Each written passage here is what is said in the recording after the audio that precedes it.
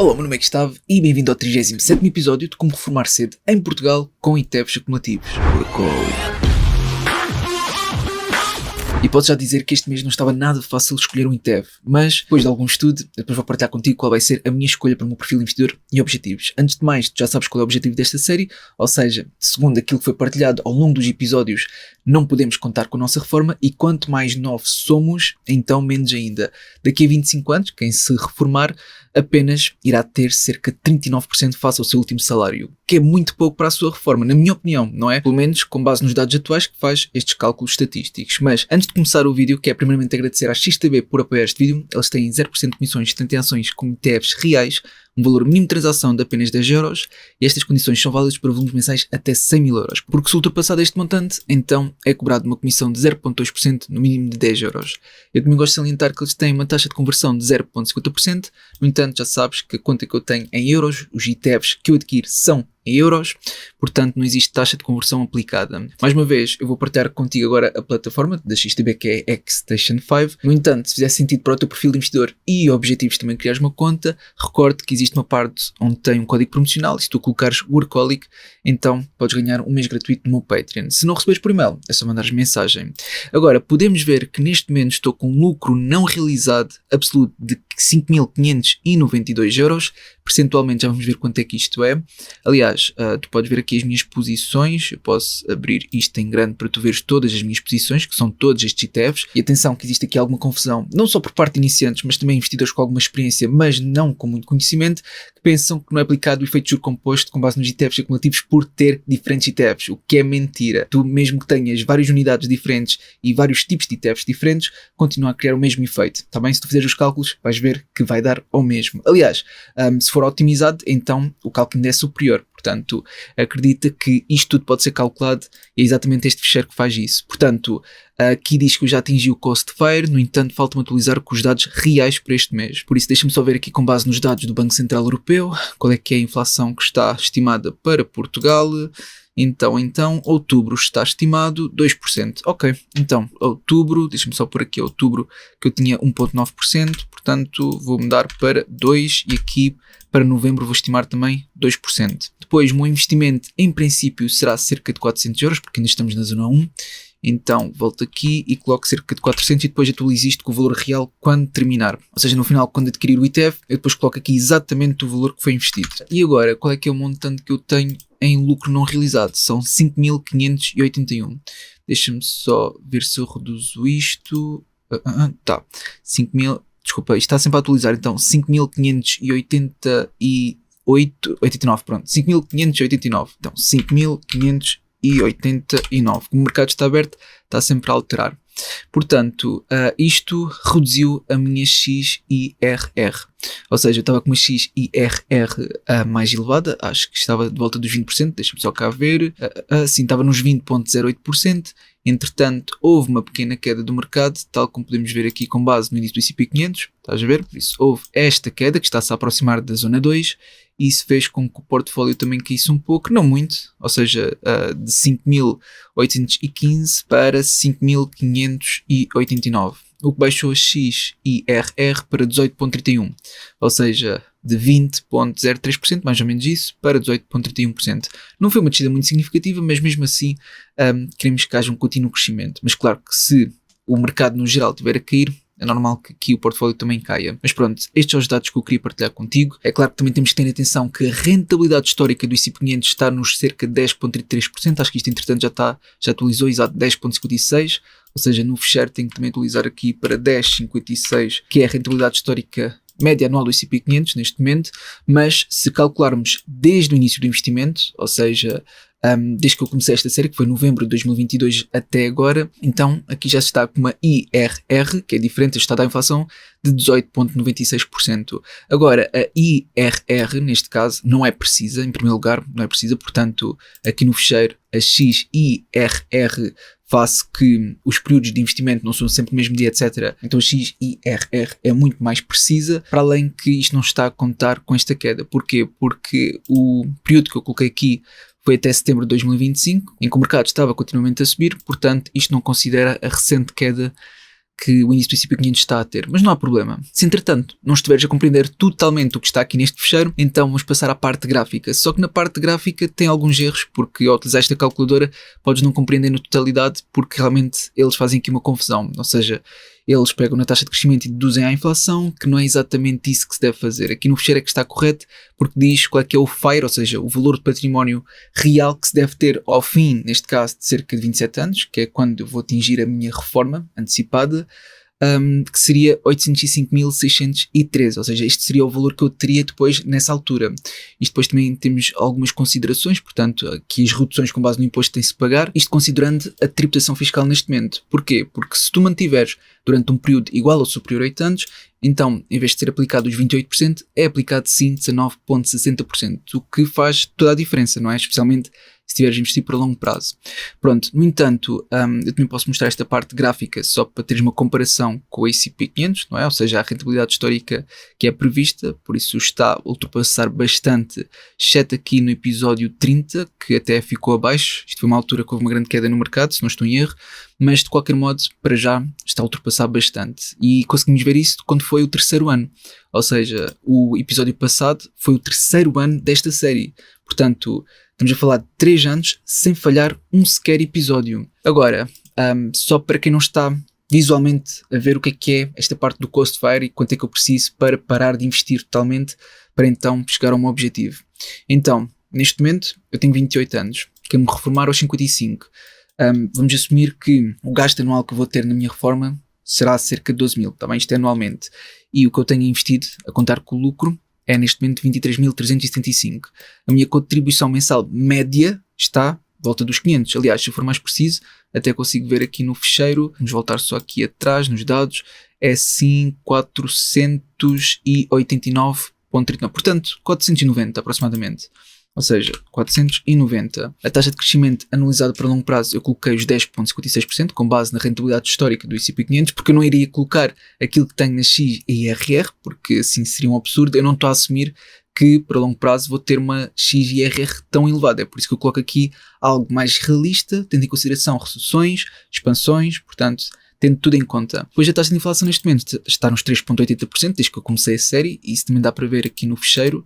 O fecheiro apresenta aqui uma taxa de inflação, neste caso de 3,75%, porque entretanto eu já atualizei com base nos dados previstos para outubro e estimei também que seria o mesmo para novembro, em princípio. Mas pronto, de qualquer modo, os 2% é realmente o target do Banco Central Europeu. Depois, a taxa de levantamento segura nos 4,5% e por isso diz-nos que daqui a 5 anos eu posso parar completamente de investir, que aos 55 consigo atingir então o meu FIRE number, que seria de volta dos 266.667. Este número parece pequeno, mas não é. Porquê? Porque eles fazem aqui um erro, em que depois cria a ilusão que é exatamente este valor que vou ter, mas não. Eles pegam na taxa de crescimento e depois deduzem a taxa de inflação, o que cria um enviesamento nos valores reais projetados que vou ter quando tiver 55 anos. Portanto, é que, mais uma vez, este fecheiro que está no Patreon, pronto, no plano 2, é o mais preciso, em que, se tudo correr bem, então terei 805.613. Sendo que, se eu não parar de investir, ou seja, continuar a fazer estes aportes mensais e continuar com esta XIRR tão elevada, então estes 805.613,44 que irei obter supostamente quando tiver 55 anos, consigo obter quando tiver 43 anos, tal como podes ver aqui. Porquê? Porque aqui diz que se continuares a fazer os aportes, tal como tenho feito, então daqui a 15 anos e 10 meses, portanto mais próximo dos 16, por isso não 43, mas sim 44 anos, mesmo assim são quase 10 anos de antecedência, aliás, são 11 anos de antecedência, faz com que eu tenha já este valor bastante elevado nessa altura. Portanto, aqui, com base nestes pressupostos, não é? Porque pode também serem de longe à realidade, porque não sabemos o futuro, mas com base nestes pressupostos, é ótimo termos o nosso dinheiro a trabalhar para nós sem que estejamos a fazer nada, não é? Portanto, de uma forma completamente passiva. Agora, já sabemos que estamos na zona 1, por isso o meu investimento vai ser cerca de 400. Pelos vistos, estamos a caminho da zona 2. Eu não sei se neste momento vai ser uma correção. O mercado parece estar a querer corrigir, também já estava bastante elevado. Vamos ver se é agora ou não que vai ser uma correção. Entretanto, temos que ter noção que ao estar na zona 1, então aqui a zona, em termos de volatilidade, tem que estar no intervalo, se for possível, entre os 10% e 15%. Ou seja, aqui seria a volatilidade ideal para o ETF que eu tenciono adquirir. E antes de ver qual será realmente o ETF que vou adquirir, eu quero ver os vossos comentários. Portanto, eu estive a ver aqui os vários comentários que vocês colocaram, portanto, cerca de 30 comentários, e vamos começar com este que foi o primeiro a ser sugerido. Tem até um Total Expense Ratio baixo, de 0.07%, é acumulativo, é físico, tem um field size médio, foi criado em 2024 e tem cerca de 2.404 empresas. Tem tido aqui um bom crescimento, até podemos mudar isto para dólar, parece que está muito próximo de máximos. Tem uma volatilidade de 15.36%, que já sai um bocadinho da zona 1, mas ainda é aceitável, e esta é a constituição da empresa. Portanto, temos novamente aqui a Nvidia, Microsoft, Apple, Amazon, Meta, Broadcom, Google, Tesla e por aí fora. Ou seja, temos mais do mesmo. Portanto, eu não acredito que este ETF seja propriamente o mais indicado, especialmente se estivermos a iniciar uma fase de correção no mercado. Porque, é assim, não estou a dizer que vai continuar, mas ao menos há essa tendência. Parece que está a iniciar aqui uma correção. E se realmente passarmos à zona 2, então eu realmente prefiro adquirir um ETF que consiga aguentar melhor as quedas. Depois temos este que também foi sugerido, relacionado com computação quântica, em que tem um Total Expense Ratio de 0.55%, que é um pouco elevado, acumulativo, físico, tem um field size médio, foi criado em 2025 e tem 30 empresas. Entretanto, se eu for aqui para baixo, pronto, como é um ETF recente, não mostra aqui a volatilidade, mas eu consigo dizer não só pelas empresas que fazem parte, mas também pelo crescimento que teve neste pouco tempo, que realmente é bastante volátil e seria mais indicado na zona 3, não na zona 1. Portanto, este também vou saltar. Agora, este aqui acho bastante interessante. Porquê? Porque é um ETF mundial que exclui os Estados Unidos. E aqui entendo o facto de excluir os Estados Unidos, porque os Estados Unidos realmente subiu bastante. Mas atenção, que também temos outros índices, mesmo a nível europeu, que também subiram muito, ok? Estão praticamente todos na zona 1, aqui à exceção dos mercados emergentes, mas mesmo assim todos subiram bastante. Por isso, ok, excluir os Estados Unidos pode fazer sentido, mas temos que ponderar face ao custo-oportunidade.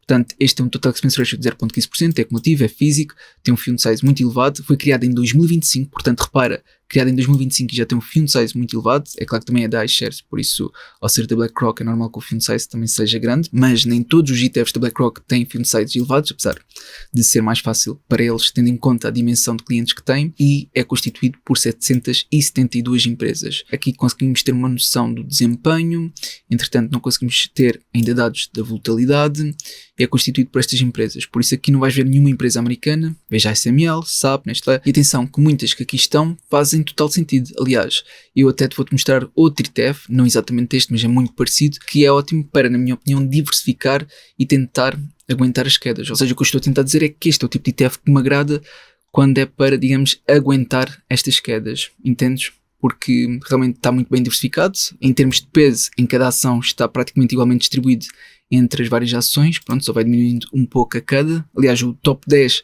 só tem um peso de cerca de 11%, que é muito pouco, e aqui inclui realmente vários países. Aliás, o que tem maioritariamente é o Japão, mas repara, 12% ao Reino Unido, Canadá e por aí fora. Mas mesmo assim eu estive a ver outros ETFs e acredito que este não seja ainda o ideal. Apesar de agradecer pela sugestão, e na minha opinião foi uma boa sugestão, acredito que poderá haver melhores para o meu perfil de investidor e objetivos, mas já vou mostrar outro que é muito parecido. Entretanto, me foi sugerido este, relacionado com serviços de comunicação a nível global, portanto, apanha vários países. Tem um Total Expense Ratio de 0.8%, é acumulativo, é físico, tem um field size médio, foi criado em 2022 e tem 54 empresas. Podemos também ver que tem estado continuamente a subir e tem uma volatilidade muito elevada, 18.48%, portanto, aqui à partida seria para descartar, é físico, full replication.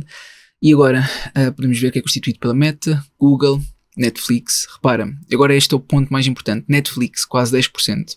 Neste caso 9.23%. E o porquê de ser tão importante? Porque a Netflix recentemente teve uma queda, pronto, digamos quase que significativa, face a tudo o que cresceu não é assim tão significativa, mas face aos máximos estamos a falar de uma queda de cerca de 18%, que até pode ser bastante. E portanto, para quem quer aproveitar esta queda da Netflix e quer ter exposição a estas empresas, talvez possa fazer sentido. Para mim não, porque não é exatamente isto que procuro para esta fase do mercado, mas acredito que tenha sido também uma boa sugestão. Repara, a fase que estamos no mercado em que se realmente houver uma correção, então também temos que pensar em empresas que pagam dividendos, que o ETF permita haver a acumulação desses dividendos, porque realmente houve alturas em que houve não só correções, mas também recessões, que fez com que, ok, o declínio do S&P 500 foi grande, face aos máximos, mas o pagamento dos dividendos manteve-se inalterado, ou até houve aqui alguns momentos que até aumentou. Por isso eu até acho isso interessante, face ao pagamento de dividendos que vão ser acumulados enquanto o ETF cai. Mas pronto, é só uma parte para tu teres em consideração, porque eu pelo menos não tenciono adquirir um ETF com o objetivo de receber dividendos e que seja acumulativo. Não, esse não é o meu principal objetivo. O meu principal objetivo é ter em consideração estas empresas que tiveram uma grande queda. Temos a falar da Novo Nordisk. Repara, a queda da Novo Nordisk, desde os seus máximos absolutos, é claro que tem suas razões para ter caído tanto, mas face aos máximos absolutos, estamos a falar de uma queda de quase 70%, que é bastante, entendes? Não estou a dizer que algum dia ela vai chegar aos máximos, mas se chegar algum dia, não é? Se houver essa possibilidade, estamos a falar de uma possível valorização superior a 200%, que é bastante. Portanto, por que não ter um ETF que contenha, por exemplo, a Novo Nordisk? Ou então a Synopsys também caiu bastante. Portanto, ter em consideração estas empresas como a Adobe também caiu bastante, a SAP, não é? Ou seja, sem ter exposição ao mercado americano. Portanto, a SAP, desde os seus máximos absolutos, teve aqui uma queda de aproximadamente 23%, 24%, que é bastante. Por isso é que, na minha opinião, vale a pena ter isto tudo em conta. Temos, por exemplo, este ETF, que foi um que vimos há pouco, ou seja, este é muito semelhante àquele que exclui os Estados Unidos, que tem um total expense ratio de 0.15, acumulativo, físico, tem um grande film size, foi criado em 2024, tem 765 empresas aproximadamente e a volatilidade é abaixo dos 15%, portanto pertence à zona 1 e podemos ver que esta é a sua constituição. E logo para começar temos também aqui a SAP que teve aquela queda que teve e poderá fazer sentido. Agora o peso é muito pequeno e está distribuído mesmo por muitas empresas. Portanto, esta, tal como vimos já há bocado, ou seja, aquele ETF que é muito semelhante, poderia ser uma opção. Entretanto, também não podemos esquecer de outras empresas que fazem parte deste ETF, como é o caso da ASML e, por exemplo, da Nestlé, em que a ASML já teve esta subida, portanto não está muito longe de máximos, mas a Nestlé teve toda esta queda, ou seja, tem estado continuamente em declínio, tal como podes ver, mas até tem um pagamento de dividendos interessante e já mostrou aqui um nível de suporte que realmente tem recuperado a partir daí. Ou seja, neste momento está com um yield de quase de 4%, de 3,78%, o que vai um pouco de encontro àquilo que eu expliquei há bocado relativamente aos dividendos. Portanto, aqui este ETF, o que eu quero dizer é que não seria muito mal pensado. Mesmo se eu adquirisse, não seria muito mal pensado. Mas agora vamos para a parte mais importante do vídeo. Por isso, quem aguentou até aqui no vídeo, vai então a ver a parte mais importante, que é o seguinte. Estás a ver os setores? Ou seja, primeiro vamos enquadrar-nos em termos do mercado. Ou seja, na parte cíclica. Então, se realmente estivermos perante uma correção, não é? Que isso é uma possibilidade, o mercado já subiu bastante e se eu te mostrar o indicador de Buffett, então tu vais ver que estamos mesmo muito elevados, então pode ser uma boa altura para tomarmos algumas precauções. Ou seja, o ETF que eu tenciono adquirir, tenha já isso em consideração. Portanto, quando olho para este ETF que mostrei há pouco, vemos que tem aqui o setor financeiro, industrials e por aí fora. Agora, se eu te mostrar aqui um outro trabalho da minha pós-graduação em análise financeira, mas só mostrar um bocadinho na parte setorial, está bem? Para mostrar em que parte estamos do ciclo do mercado, conseguimos ver o seguinte. Deixa-me lá ver se consigo te mostrar. Então, nós já estivemos, ou estamos, pronto, no pico. Vamos imaginar que aquele foi o pico. E aqui diz quais são as empresas que têm maior destaque, ou seja, melhor desempenho durante o pico, durante o crescimento do mercado, etc. Mas quando começa a haver uma correção, como é o caso, estas empresas de informação de tecnologia, empresas de crescimento e por aí fora, já começam a ter um pior desempenho. E inclusive estamos a falar de industrials, empresas financeiras, portanto, que encontramos aqui, entendes? Por isso, se realmente começar a haver uma correção a partir daqui, também temos que ter isto em atenção. E qual é realmente o setor que pode ter realmente um destaque nesta fase do mercado, em que pode haver uma correção e até uma recessão? É o setor da saúde. Está aqui healthcare. Portanto, uma que foi sugerida também por vocês foi esta aqui. Esta aqui que eu acredito que tenha sido uma boa sugestão. Tem um total expense ratio de 0.25%. É acumulativo, é físico, tem um grande film size, foi criado em 2016 e é constituído por 121 empresas. Entretanto, podes ver a queda que teve e agora parece que está a querer recuperar. Tá bem? Isto também pode ser talvez um indicador ou sinal em que podemos estar-nos a aproximar então de uma correção, porque se os mercados são cíclicos e houver esta rotação, então pode fazer sentido. Depois, em termos de volatilidade, são os 15%, exatamente no limiar aceitável para a zona 1, é Physic, Full Replication, e podemos ver que esta é a constituição deste ETF, ou seja, são estas empresas todas. Agora, tem aqui esta exposição aos Estados Unidos, que eu até acho bastante neste momento, mas ainda seria aceitável, portanto, esta sim poderia ser uma opção. Agora, eu estive a procurar mais e a ver outras opções que poderiam ser se calhar mais indicadas, que foi quando eu encontrei esta, também dentro do setor da saúde, mas focado na Europa, portanto vamos excluir aqui os Estados Unidos, em que tem um Total Expense Ratio, se não me engano, mais baixo, portanto não é 0.25, mas sim 0.18, é cumulativo, físico, tem um grande film size, foi criado em 2020 e é constituído por 39 empresas. Tem estado, pronto, a ter este crescimento, que não é propriamente um crescimento, na minha opinião, muito agradável, porque o objetivo é que se visse um contínuo crescimento, é físico, full replication, tem uma volatilidade muito elevada, de 19.19%, ou seja, já seria para descartar, porque já seria para a zona 2, e se formos mais abaixo, é constituído por estas empresas. Ou seja, a Novo Nordisk, neste caso, ocupa 10.53%. A Novo Nordisk era uma das empresas, como vimos anteriormente, que eu gostaria de ter no ETF. Neste caso, ocupa um peso só de 1/10. Pronto. E aqui já escolhemos os Estados Unidos, temos outras empresas no setor da saúde, temos também bens não necessários e consumer staples. Agora, a consumer staples, por exemplo, se tu fores ver, também está aqui, ou seja, consumer staples está aqui, portanto, também está incluído na parte da correção e depois recessão. Isto se o mercado realmente começar a descer a partir daqui. Eu não estou a dizer que vai começar, estou a dizer se existir essa possibilidade, está aqui outro setor que faz sentido estar aqui no ETF. Portanto, esta seria uma opção, só que eu também considerei, bem, não tem exatamente a volatilidade que eu queria, por isso encontrei também este, que tem um Total Expense Ratio de 0.20, é cumulativo, físico, tem um grande film size, foi criado em 2011, constituído por 121 empresas, mas só que aqui há aquele problema, ok, que em termos de volatilidade está aceitável, mas por outro lado, olha os setores. Pronto, em termos de saúde, tem novamente a Novo Nordisk está em primeiro, tem um peso de 4.73%, é que tem mais peso neste ETF, mas repara, o setor da saúde apenas ocupa um peso de 8.33%, e depois temos o setor financeiro e industrials, que realmente poderá acabar por ser afetado bastante. Industrials e setor financeiro acabam por ser afetados bastante se realmente houver uma correção e depois uma recessão, entendes? Por isso este aqui não poderia ser, mesmo que tivesse algumas empresas no setor da saúde e um grande peso face às restantes da Novo Nordisk, mas eu acredito que este seja mais indicado com exposição à Europa, com exposição ao setor da saúde, Total Expense Ratio não muito elevado, acumulativo, físico, também tem um grande film size, constituído por estas empresas, talvez recupere a partir daqui, não tem mostrado um grande desempenho, é verdade, nestes últimos anos, mas mais uma vez, o desempenho passado não garante resultados futuros, portanto, não é por um ETF ter tido grandes resultados no passado que terá no futuro, nem o contrário, por isso não é por isto ter tido, digamos, maus resultados no passado que continuará a ter maus resultados no futuro. E acho que agora pode ser uma altura, pelo menos, para ter alguma exposição à mesma, entendes? Este, pelo menos, foi o meu raciocínio de querer adquirir este ETF. Novo Nordisk está aqui, 10.53%, depois tem estas outras, mesmo assim tem aqui alguma diversificação, não é? 100% à saúde, 77.75%, aos Estados Unidos, eu até não me importava que tivesse alguma exposição aos Estados Unidos, como este tem, mas este aqui pode talvez ter demasiado. Este aqui eu gostava que tivesse a Novo Nordisk, mas o peso que tem a Novo Nordisk não é aquele que eu gostaria, e ao setor de saúde também é quase 100%. Portanto, aquele que me sinto mais confortável neste momento é realmente este, e falta apenas 2 minutos para o mercado fechar. Portanto, realmente estou mesmo a bater no timing certo, porque eu tenho que ser rápido a executar, porque se não for, já não consigo adquirir no dia de hoje. Portanto, vou procurar aqui pelo ensino, este ETF, então vou colocar aqui, muito bem, teve esta queda, tal como podes ver, então isto está de hora para hora, até posso mudar dia para dia, é assim, não posso estar a perder também muito tempo a mudar os time frames, etc, porque só falta 1 minuto para o mercado fechar. Então, nova ordem, rato direito, e agora eu quero adquirir cerca de 400 euros, portanto eu vou aumentar até ter aqui cerca de